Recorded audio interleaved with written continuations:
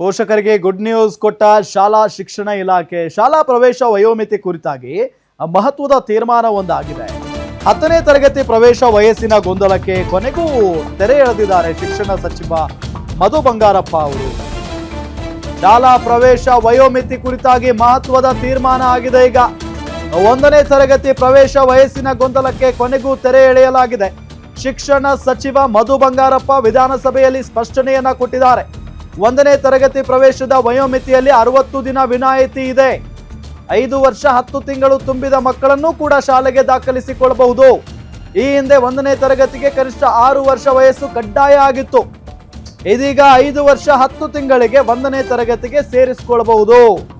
ವಿಧಾನಸಭೆ ಕಲಾಪದಲ್ಲಿ ಶಿಕ್ಷಣ ಸಚಿವ ಮಧು ಬಂಗಾರಪ್ಪ ಹೇಳಿಕೆಯನ್ನ ಕೊಟ್ಟಿದ್ದಾರೆ. ಇದರ ಬಗ್ಗೆ ಸಿಕ್ಕಾಪಟ್ಟೆ ಗೊಂದಲ ಇತ್ತು. ಈಗ 5 ವರ್ಷ 10 ತಿಂಗಳು 11 ತಿಂಗಳಾದರೂ ಕೂಡ ಮಕ್ಕಳನ್ನ ಸ್ಕೂಲ್ಗಳಲ್ಲಿ ಸೇರಿಸ್ಕೊಳ್ತಾ ಇರಲಿಲ್ಲ.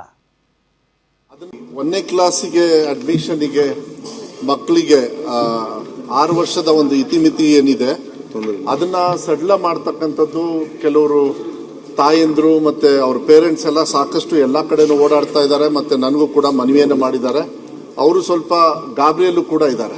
ಅದಕ್ಕೆ ಈ ಅವಕಾಶವನ್ನ ಕೊಟ್ಟಿರೋದ್ರಿಂದ ಒಂದು ಮಾತನ್ನ ಹೇಳಲಿಕ್ಕೆ ಇಷ್ಟಪಡ್ತೀನಿ. ಕರ್ನಾಟಕ ಶಿಕ್ಷಣ ಕಾಯ್ದೆ 1993ರ ಅಧ್ಯಾಯ 3 ಸೆಕ್ಷನ್ 20ರ ಮಕ್ಕಳನ್ನು 1ನೇ ತರಗತಿಗೆ ದಾಖಲಾತಿ ಮಾಡುವ ಸಂಬಂಧ 60 ದಿನಗಳ ವಿನಾಯಿತಿಯನ್ನು ನೀಡಲಾಗಿರುತ್ತದೆ.